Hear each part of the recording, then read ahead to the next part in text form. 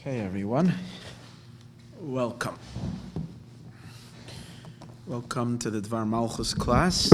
This week's class is dedicated for a Shnas Bracha and Hatzlacha, a wonderful good year, for great blessings to Yoel Peso upon his birthday. Hashem bless him with abundant blessings in the material and in the spiritual, in a manner of ufaratz dayam of a kedma.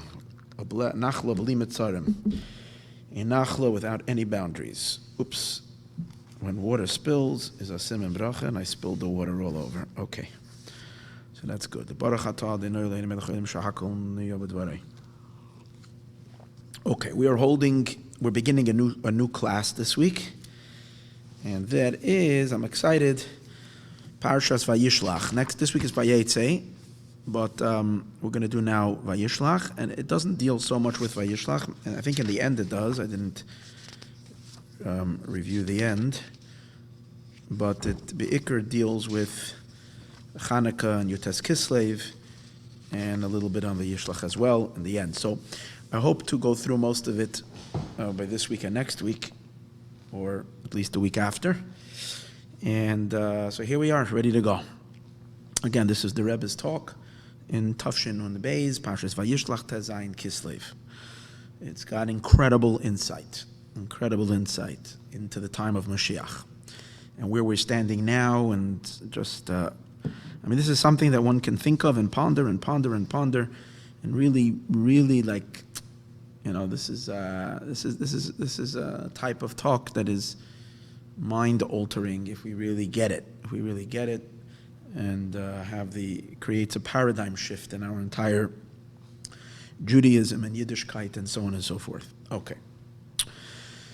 So the year the Rebbe is speaking over here in Tafshin Nun Beis was the same setting like it was this year. Parshas Vayishlach came out on the 16th day of Kislev, and that's exactly like it's going to be this year. So when that happens, Friday, which is the day before Parshas Vayishlach, is the 15th day. And we know that the 15th day is a full moon. And that's when, the power of the month is at its fullest. In the middle of the month represents that whichever month it is, the qualities of the month, the energy of the month are in the fullest. And the Zohar says, Kaima siharu b'shlamusa. The moon is in its full light. Now we know, and that happens on Friday. It's going to be, and this year it's the same thing. And this year, which is the year Tafshin Pei 2019 so far, this year as well, next week, Friday, is going to be the 15th day of the month of Kislev. Now we know that Friday and Shabbos are very deeply connected. Friday is not even known so much in Hebrew by Friday. We call it Yom HaShishi, but don't call it so much Yom HaShishi. We call it primarily Erev Shabbos, because the whole idea of Friday is to support Shabbos. It's here to prepare, and not only that, but the entire Shabbos experience is dependent on Friday, as the sages say. Whoever toils on Erev Shabbos on Friday will be able to enjoy Shabbos. That means that the Shabbos experience is dependent on Friday. Friday prepares for Shabbos.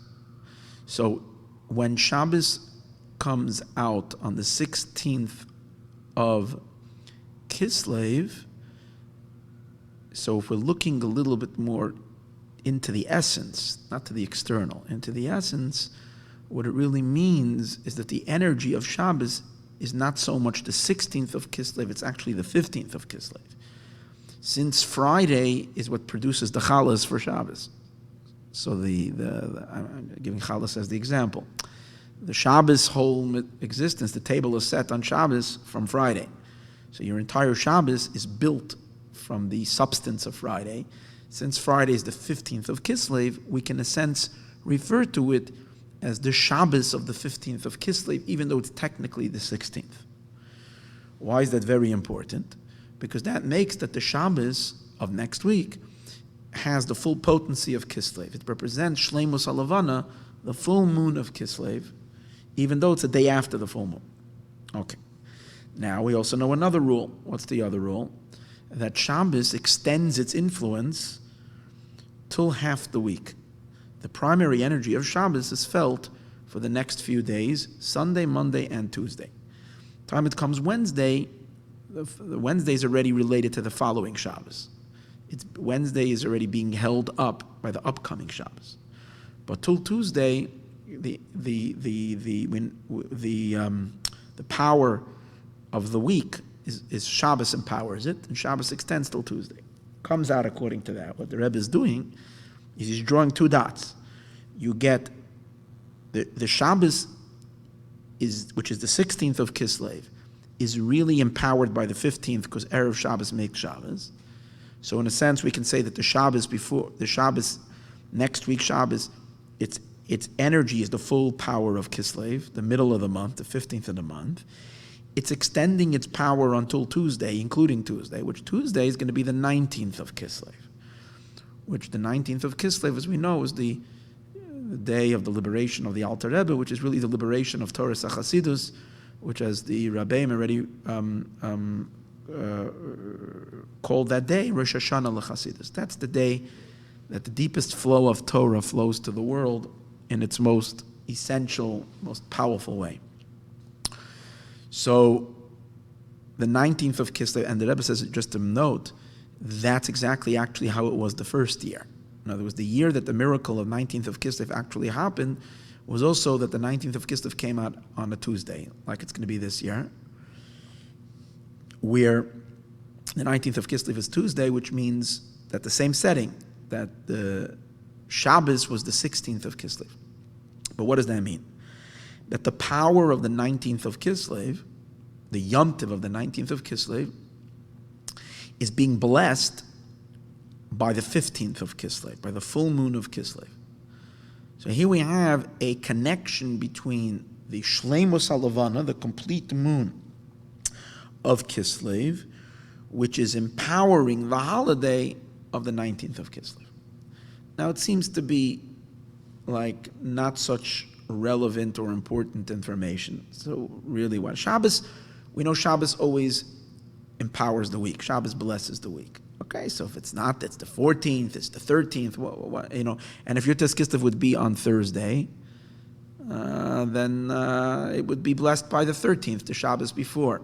And even if you say it's not blessed by the Shabbos before, it would be blessed by the Shabbos that's afterwards. As we said, Shabbos extends on the 3 days before, 3 days later, so it would be blessed by the 21st of Kislev. What really difference does it make?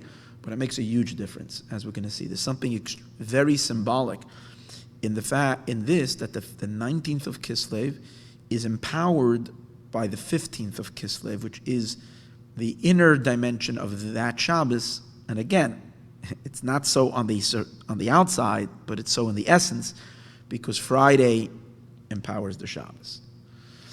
So,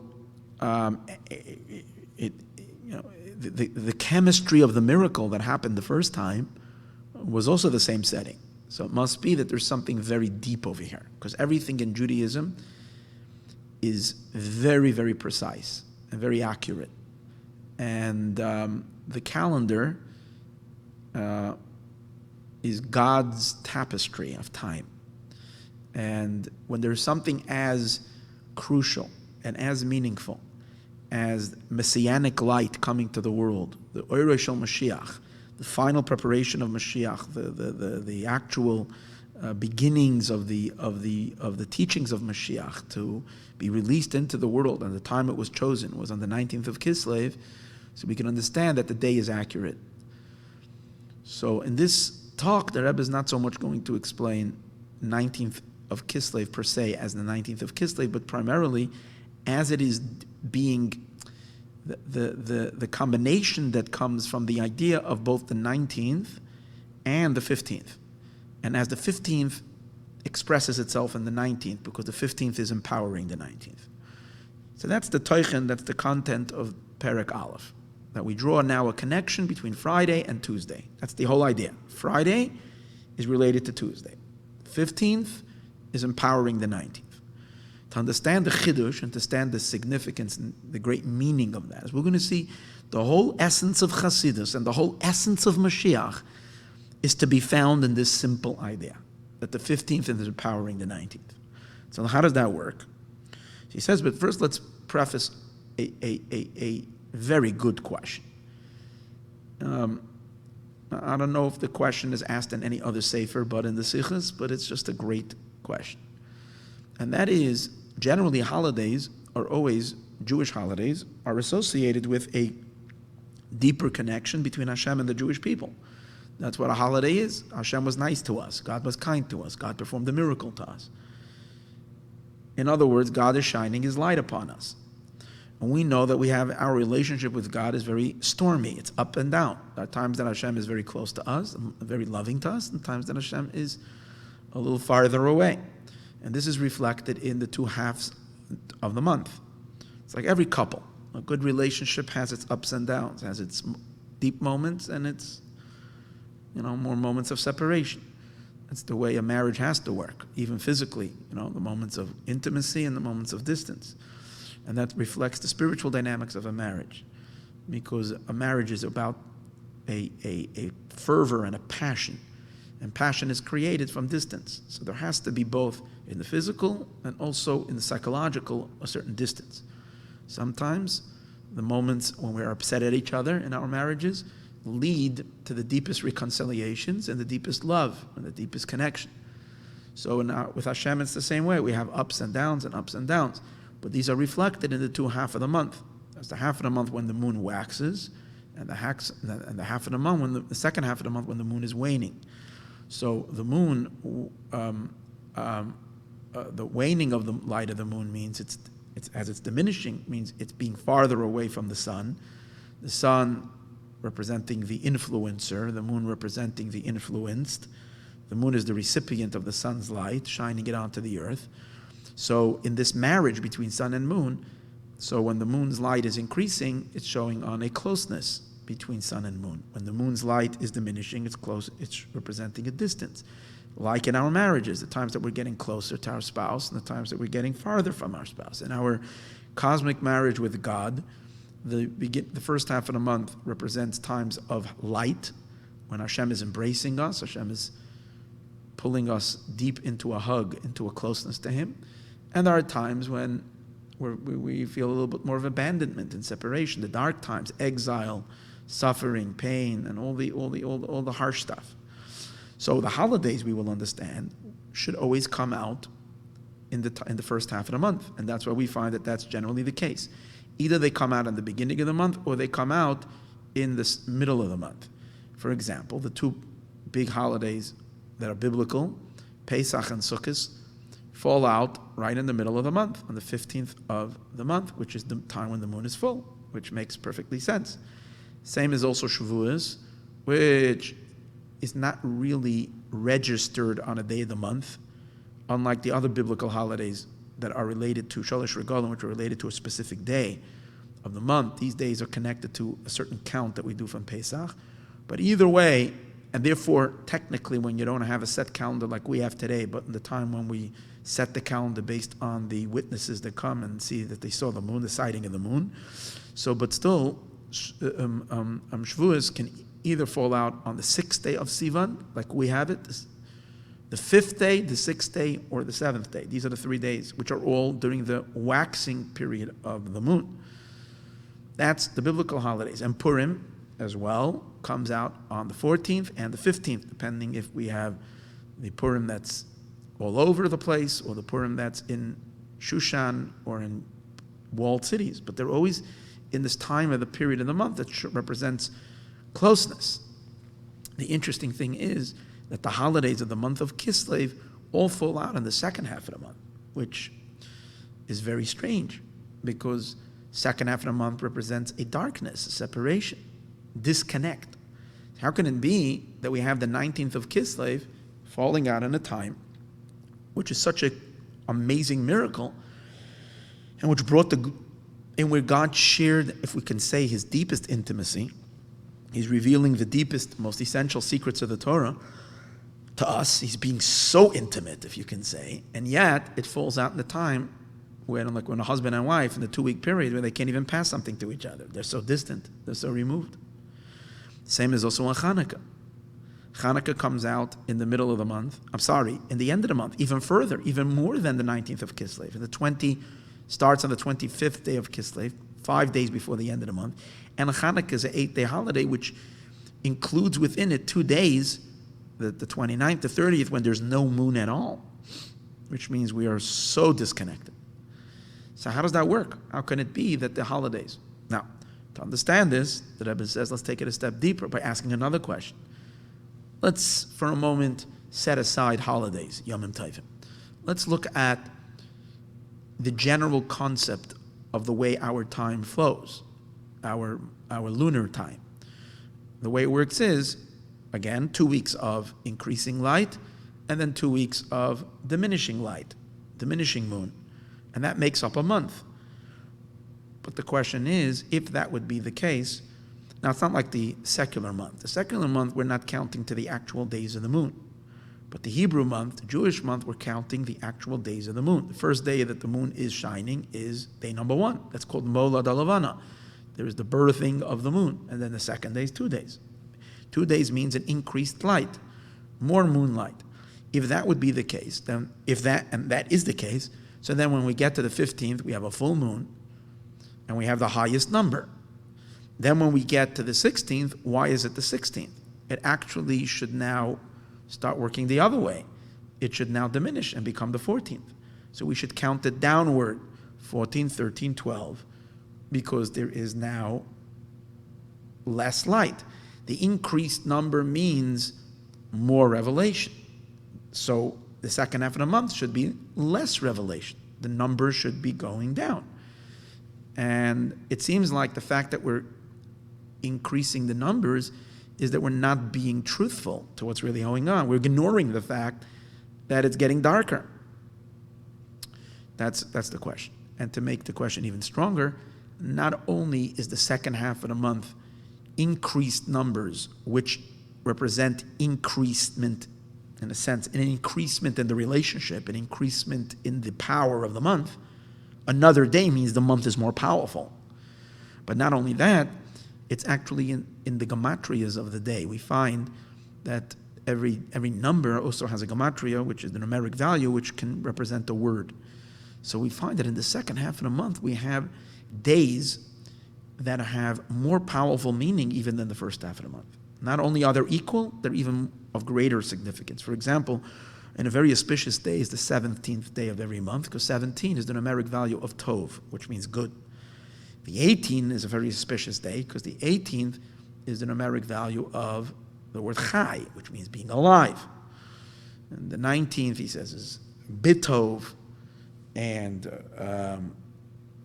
the 20th, he says, is Yud, is the letter Yud, but the Yud fully spelled out, Yud Vav Dalet, which is 20. So it's not just a Yud, to put it, Yud is a very powerful number, it's the Yud fully expressed, which is 20.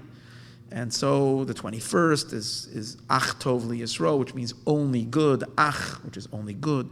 Beis is B'cha in you, which is 20, which B'cha, the 22 letters of the Aleph Beis, which also represent which it says, the verse says, B'cha Yivarach Yisrael, in you, the Jewish people are blessed. So he goes through every day. 26, for instance, is the tetragrammaton, God's name. 27 represents a certain purification, Zichuch. So, and 28 is Koach. We had a whole talk on the idea of 28th, the Koach of the month, power of the month.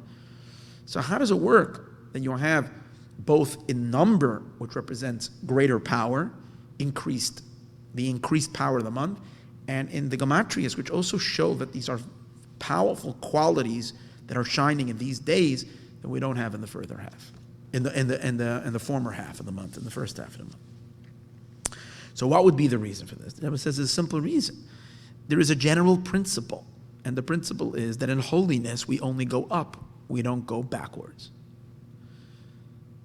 So if that's the case, if every month is an opportunity for holiness, and what we are doing, if we're tapping in or not, that's a different story. A person can have ups and downs. We can have slips and falls. We can sometimes be moving in the wrong direction.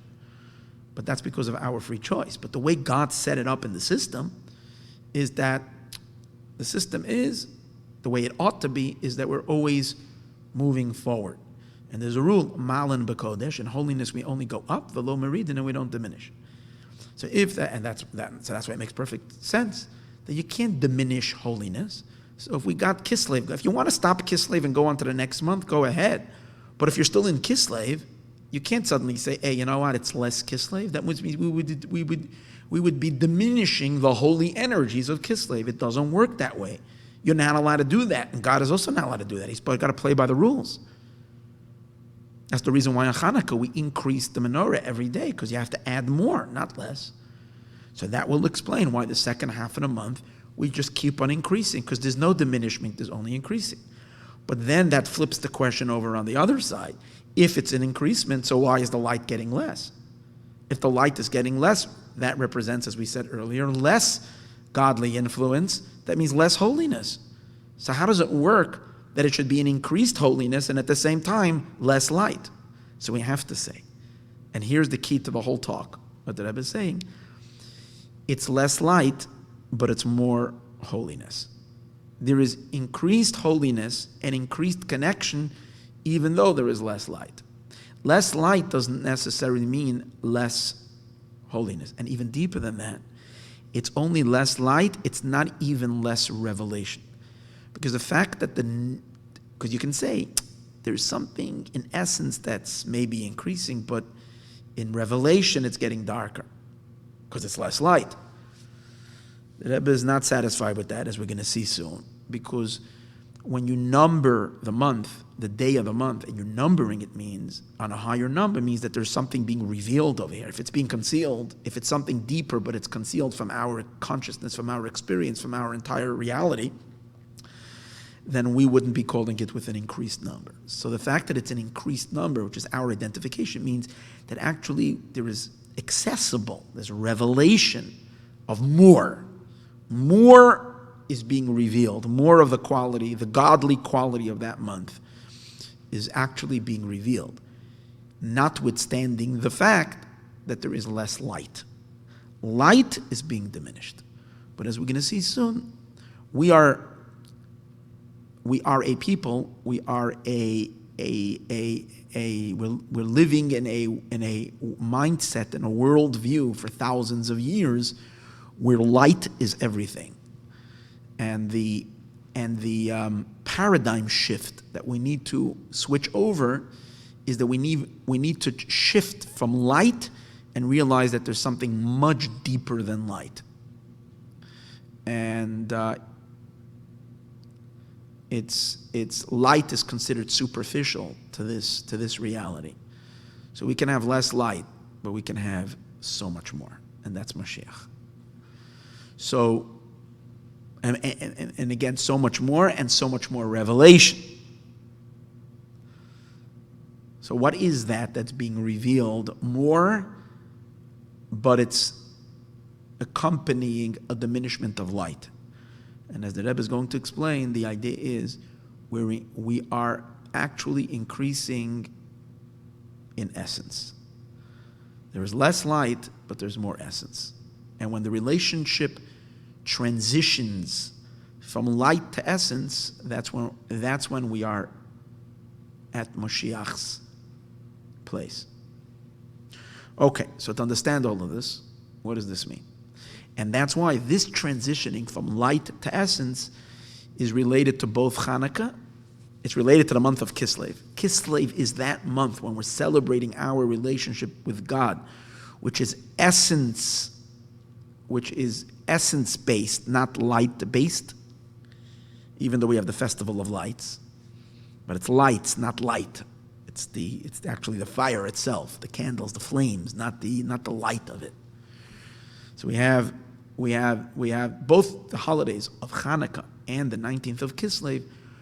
They are outcomes of the month of Kislev, which the month of Kislev is it's the discovery, it's the revelation of a much deeper connection with God, which is a connection of essence, in which we dim the lights in order to experience the revelation of essence. So what does that mean? This is just already phenomenal. This just Torah is like on a whole different level. So how does this work? So the Rebbe says in Perek Dalet, this is we just concluded Perek Gimel, and Perek Dalet he says like this. He says in general, let's appreciate the moon and the sun, as I mentioned earlier. The moon and the sun is the influencer, and the moon is the influenced. Okay? It's like husband and wife, man and woman. Sun is the male being in the heavens, and the moon is the female. And because the moon doesn't have any light, and all the light we get from the moon is a reflection. The moon is bouncing off the sunlight. As the sunlight hits the moon, it's reflecting down to earth. And that represents the idea that we have nothing on our own. The Jewish people, in general, creation is considered the moon. God shines his light into the creation, we're the recipients of his light. But in what sense is it that we're reflecting his light outward? Is that it's particularly connected to Israel, to the Jewish people, because the Jewish people are compared to the moon, which the moon is receiving Hashem's light and shining it onto the darkness of night. Which the idea is, we the Jewish people are responsible to bring about godly revelation and godly consciousness in an otherwise godless environment. That's our job. That's our presence in the world, is to increase the presence of Hashem, the consciousness. That's what Abraham started, Avram Avinu, first Jew, our forefathers, spread the awareness of Hashem, monotheism, belief in one God, and so on and so forth, to all of humanity. So we're a light, a moon, shining in the darkness of night. And even though we're shining light upon the world, there are times that we are brighter, times that we are less bright, times that we are King days of, for instance, the days of Shlomo HaMelech, times that the temple stood, Jews were a powerful light to the nations. People came from far and wide to study, because they knew that if you wanted to know God, who do you have to come to? You want to know Hashem, you got to come to Shlomo HaMelech. You got to come to the Jewish king, the wisest of all men. He's going to teach you. So that means that we were receiving Hashem's light, and from the Beis HaMikdash came a godly glow to the entire world. People came from far and wide to pray, to connect to Hashem. Through what? Through the Jewish people. So that's our light. And then there's the exile, for instance, when when the whole world says God has abandoned you, he discontinued his covenant with the Jewish people. It looks like, there's no more light. The sun is not shining on the moon. That's what we said earlier. There's less light, or that there's no light, and so on and so forth. So that's the moon and sun relationship, Mashpia Makabel. So what's the difference then between the beginning of the month or the middle of the month? Beginning of the month, the moon is receiving a little bit of light. As the month continues, the moon waxes. It receives more and more and more in a state of increased revelation until it reaches the center of the month, and we are fully filled with godly light. It would mean, for instance, in our own lives, you have time when, everything, Judaism, spirituality is hitting you, filling you to total satisfaction. It's filling you deep in your core. You're finding pleasure in it. You're driven. You feel drive. I'm giving this class here for everyone, but there's shluchos. There are times that you feel so identified with your shlichus. You feel the pleasure of it. You feel the drive and the pleasure in doing now you're going to do events for Hanukkah. You can kind of feel that energy. You feel the pleasure of how fortunate we are to be able to be Jews, to be able to be influencers amongst the Jewish people. And not only that, but you feel the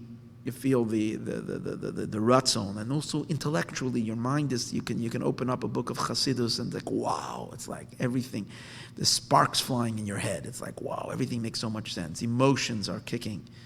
Thought, speech, and action are rich. Everything is flowing. There's a full illumination from top to bottom. That's like the full moon. Right? That's it. And then, as we all know, we have our bumpy times, and then suddenly, all gone. We're wondering, what in the world am I doing? Why am I here? Why am I living in this place? What am I doing in this God-forsaken community over here? Why am I here? Why don't I live? I don't know, all these questions. And it's a moment of darkness, where there's no light, there's nothing, right? So that whole relationship, however, is based on the idea that even when we are filled with all this spiritual light, with all this energy, with all this illumination,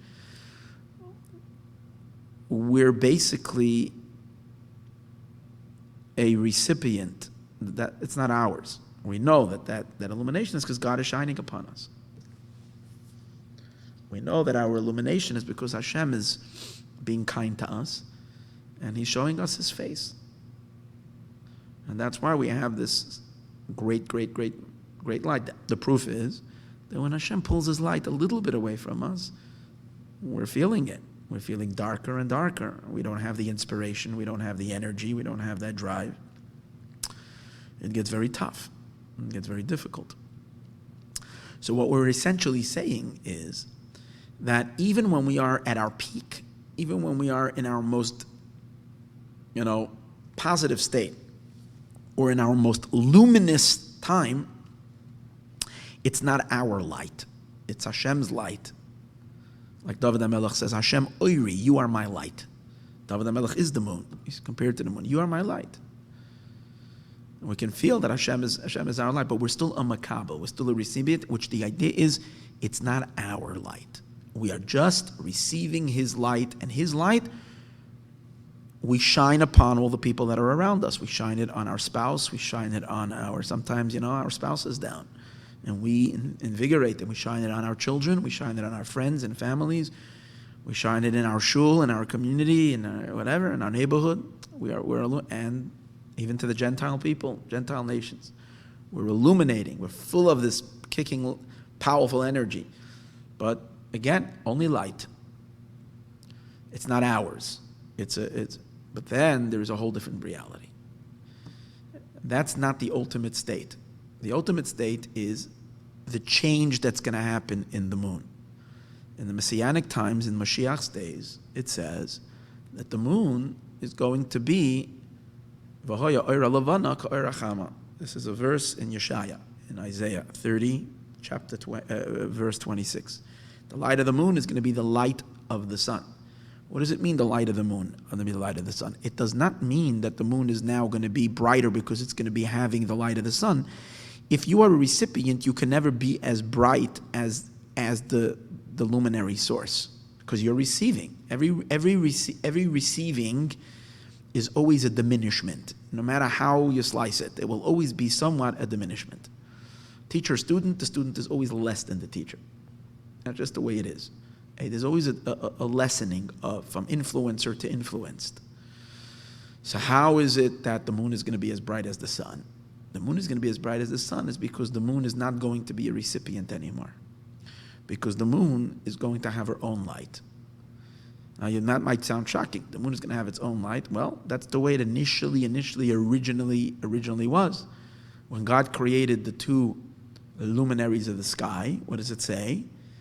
The pasuk says, Hashem created Shnei Ma'oros Hagdolim, the two large luminaries. And the sages say it's because the moon was just as bright and luminous as the sun. And then, for whatever reason, part of this process of creation, that God shrunk the moon. Shrunk her really, really, really dramatically. And basically took away all of her light till she is completely lightless, and she has to receive that light from the sun. So a time will come when she will be restored to her original glory, and she will have the light exactly like the sun. When is that going to be? As we said, that's going to be when Mashiach comes. What does that really mean? That the moon and the sun will be one again. In other words, the reason why she will be as bright as him is because she will be him. Now, I'm not talking about the science of this. I have no idea what this means in the scientific realm. But what this means in the spiritual dynamics, in the relationship between us and God. Now we experience our souls, we experience ourselves as others, as something in this, as beings, creations, entities within the world, and we are beneficiaries of God's light as He shines His godly light on us. But when Mashiach will come, we will uncover our truest, deepest essence, where we are not just recipients of Him, but we are Him. We are an expression of his essence. And therefore we have our own light. And it doesn't mean there's nachas v'shalom two gods. We are nothing but him. He is nothing but us. We are of one. We are him and he is us. And that's this time. And then we are no more a makabel, a recipient. That's the concept of oira lavana ka'oira chama. Now, just parenthetically, the Rebbe says that these two levels, one level then of perfection is the perfection of the current times. And the perfection of the current times is that we are recipients on the highest level capacity of receiving. When we're filled to capacity in our receiving, in our receptiveness, which is represented in the idea of a full moon. But the full moon of the way it is today, when it's still just sunlight shining upon the full face of the moon, that's called milui halavana, filling the moon. But then there is another idea, and that's called shleimus halavana, perfection of the moon. Perfection of the moon is the moon as it's going to be when Mashiach comes, when it's going to be as bright as the sun. Which means that the moon is a luminary of her own, not a recipient. So there's milui halavana and shleimus halavana. The filling of the moon and the completion of the moon, perfection of the moon. The Rebbe says an interesting thing. This is alluded to, actually, even in today's days, in 2 days of the month, the 14th day and the 15th day. Because when is the moon full? When do we experience what we call milui or shleimus halavana between the 14th and the 15th? So 14 and 15 have the idea of fullness of moon. So why do we have 2 days? In concept, why do we have 2 days of fullness of moon? It's because they represent 2 dimensions in the moon's fullness. One is the milui halavana, the filling of the moon, and the other one is the perfection of the moon. One is the highest state of the current state, and the other one is the advanced state that's going to be when Mashiach comes. And the Rebbe says it's hinted to in the actual name of the days. The 14th day is Yud Daled. If you put those words together, those 2 letters together, it spells the word dai, which dai means sufficient. Now, what does the word sufficient mean? Sufficient means it's not lacking anything. The very fact that we're talking about lacking means the moon is at the receiving end. And when you're at the receiving end, you're kind of always in need. You don't have it on your own. Within yourself, you don't have it. You need it. And you have a beneficiary who's filling your needs. So like the idea of a poor man. The poor man needs. He doesn't have. He's dependent. You're basically a dependent state. Now the poor man, even when someone like really took care of him really well and sent him, a package with everything he needs. So he's a poor man that has everything he needs. But that's the idea of dai. Enough. You give him so much, he's enough. He has nothing that he needs right now. Call him and say, how you doing? Perfect. I don't need anything. Thank you so much. I'm perfectly good. But I'm still within the realm. Right? I say enough. Dai machsora. When it says about tzedakah, it says to give a person enough that they're lacking. 15 is not dai. It's not enough. 15 represents true perfection. And that's called wealth. The idea of wealthiness means I'm not a codependent on anybody. I depend on myself. I mean, the concept of it. I mean, obviously, always everybody's dependent on God, and so we're all poor in front of Hashem. But the concept of wealth means that you have because you have, not because you're dependent on anything. And that's the difference between the Dalid and the Hey. The 15th is really Yud and a Hey. We don't refer to it, we call it Tezvav because we don't want to say Hashem's name, but the Yud and the Hey. When a Dalid becomes a Hey is already a rich number. It's already wealth. So this represents the completion of the moon. So even though we have the 15th day of the moon today's days, But the concept behind the 15th of the moon is not really actualized today, because the perfection of the moon is when the moon has its own light. Okay. So now the Rebbe says, okay, so these are the two stages now. So what do we have now? We have two stages. We have the moon as it's perfect today, and the moon that is going to be elevated into a whole deeper level of perfection that's going to be after Mashiach comes. But really, in truth, he says that one follows the other. That means that after the moon becomes filled, and it's reflected today's days as well, as I mentioned, 14th and 15th, in the fact that we have 2 full days of the moon. So the 14th day of the month represents the idea of the moon filling her capacity as a recipient. The 15th day of the moon, 15th day of the month, is the next level of perfection. Moving into this state where the moon ceases to be a recipient. She's not a recipient. She is a life source or a light source on her own, because, as we said earlier, she and the sun have discovered their intrinsic oneness. Or, as we can refer to it, regarding to Hashem, there is Hashem's light. When Hashem chooses to emanate himself as a luminous source for creation, then Hashem is the sun. Okay? And then there is the creation, receiving from Hashem as he contracts himself to be a luminous source for creation, the source of light to be the sun. So there is a essence, there is something deeper than the sun.